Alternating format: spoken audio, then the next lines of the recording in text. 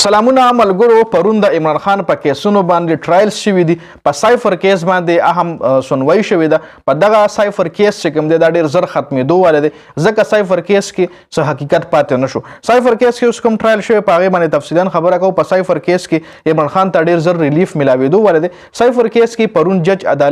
پرون جج عمران خان وکیلانو نه تپوس وکړو د عمران خان کم وکیل چې د سایفر کیس لړاوی نو هغه نه جج تپوس وکړو چې عمران خان جلسه کې کم سایفر لهراو کړو نو آیا دا اوریجنل سایفر مطلب اوریجنل ورجن کنه دا کاپی و نو د عمران خان وکیل ورلوي چې دا خبره ثابتول دا د ما کار نه دی دا د پراسیکیوشن کار دی مطلب کم چې د عمران خان خلاف وکیل دا خبره باغه ثابتای چې عمران خان کم سایفر لهراو کړو دا اوریجنل یا پروویژنل یا فیک یا خټونه دا کار دا غره دا به هغه ثابتای ځکه دا جج صاحب دا تاسو کړی چې سایفر دی چرته مال خو سایفر لګو خای اوس دې کم ځای کې نو دا ولا د عمران خان وکیل ویلی دی چې سایفر ثابتول سایفر کم ځای دی کم ځای نه دی دا د پراسیکیوشن کار دی ځکه په سایفر کیس کې زما لیډر الریډي گرفتار دی نو دا سایفر ثابتول سایفر راوښکل دا د پراسیکیوشن کار دی چې هغه ثابته کړي چې یو دا سایفر دی په دې کې مونږ عمران خان گرفتار کړو په دې کې عمران خان سزا یافته دی د عمران خان وکیل په دې کیس کې یو ډېر اهم بل په دې کیس کې ګوره اعظم خان مجسټریټ ته یو بیان ورکړو مجسټریټ نه پس بیا جج صاحب له هم یو بیان ورکړو چې مجسټریټ بیان او د جج صاحب بیان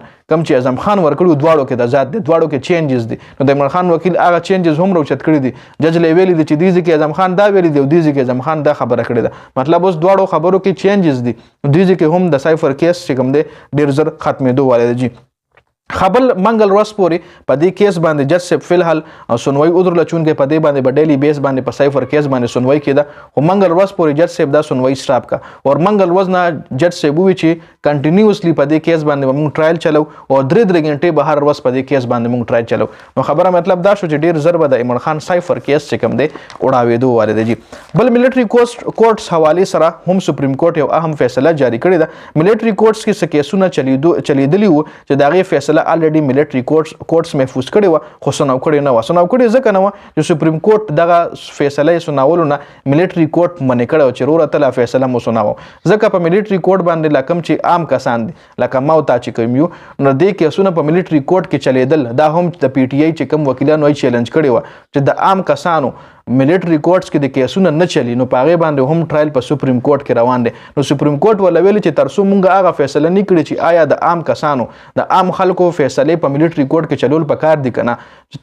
تر څو په هغې باندې فیصله نه وي شوي نو تاسو خپلې فیصلې مه سناوئ یو اجازت یې ولا ورکړو چې ها یو فیصله تاسو سناولی شئ هغه فیصلې تاسو سناولی شئ چې کومې فیصلې تاسو د عوامو په حق کې کړي دي مطلب یو کس ګرفتار شوی دی د هغه کیس په ملټري کورټ کې وچلېدو او هغه تاسو بېګناه ثابت شوی رست تاسو په کاته کې نو هغه خلک تاسو ها کوي اختره پورې چې کم کیسونه تاسو سره مطلب پازیټیو راغلي کم کیسونو کې څوک گرفتار شوي نه دي کم کیسونو کې 50 سزا نه ده خدي نو هغه کیسونه تاسو بالکل سناو کوي هغه خلک تاسو اختره پورې رها کوي چې اختر په کور کې وکي او کم کیسونو کې چې کم خلک سزا یافته دي مطلب تاسو په سزا سناو کړی ده نو هغه فیصله لا تاسو فلحال مو سناوئ سپریم کورټ دا یو اهمه فیصله کړې ده